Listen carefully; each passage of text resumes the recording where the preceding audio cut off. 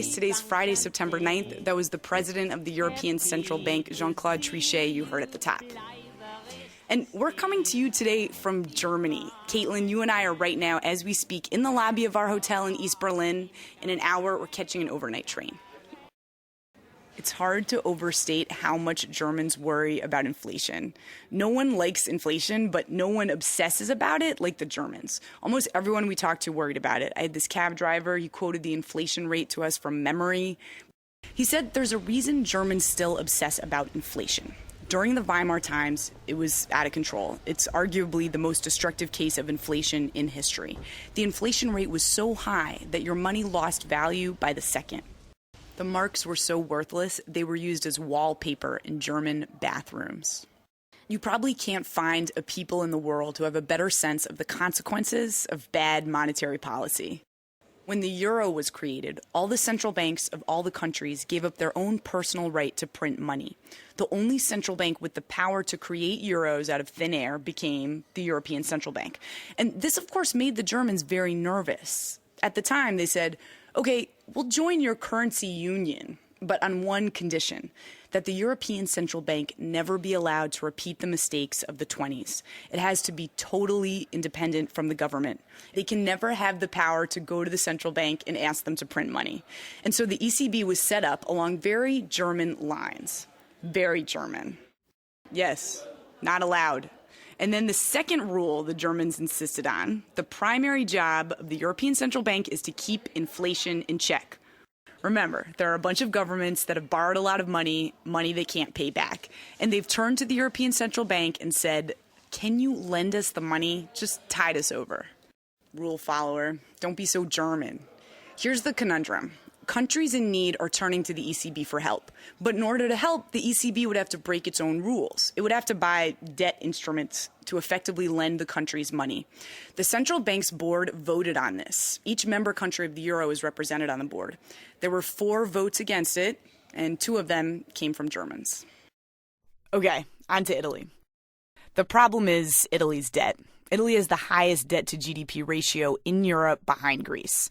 And here's a simple way to think about that. A country's debt to GDP ratio is like how much you owe versus how much you make in a year. So if you owe 120 grand on your credit card, but you make 100 grand a year, you're in trouble. And that is actually exactly Italy's situation. Its debt is 120% of its GDP. This is Beppe Severnini, a well-known Italian journalist. Beppe writes a column for Italy's leading newspaper, Corriere della Sera, and he's written several books, including La Bella Figura, a field guide to the Italian mind. Back in the 17th century, in the south of Italy, there were these houses called the trulli. White houses, they almost look like toadstools. They're made of limestone. Almost everyone we talked to in Italy had a story to tell about people trying to get away with not paying taxes. One businessman who has a house in Italy said a cab driver just told him, your ride will cost 20% more if you want a receipt, because printing out a receipt would mean the driver would have to pay taxes on how much he was making off the fare.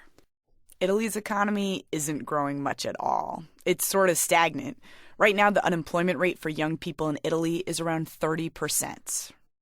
The reason people are worried about Italy right now is as simple as there goes the neighborhood. We called up someone who lends money to Italy, PIMCO, one of the world's biggest bondholders, and we reached Andrew Balls. He's head of European portfolio management. But people like Andrew Balls and all the other people out there who lend countries money, they're becoming more and more worried that that won't happen because of what they just saw go down over Greece. It was so hard for the rest of the countries in Europe to agree on what needs to get done and then just do it. After all, Greece is a small country of no particular importance. I'm sorry, but it's true. At least that's how Andrew Ball sees it.